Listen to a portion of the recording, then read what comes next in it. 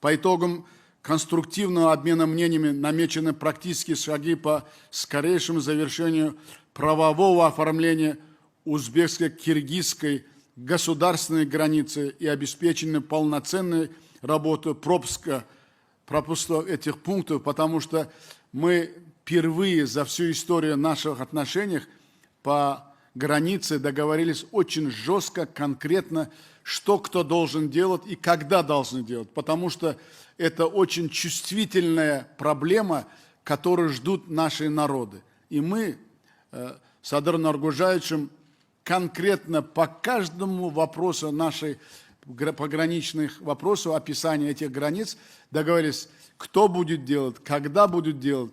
Мы даже срока определились. В течение 3 месяцев. Но я думаю, что мы сейчас сказали друг другу, что это самая перспективная перспектива, это 3 месяца. Но мы по некоторым вопросам, которые люди ждут нас, мы будем в ближайшее время эти вопросы решать конкретно, без бюрократии, беря на себя обе стороны реальную, серьезную ответственность, чтобы было лучше, комфортно нашим гражданам.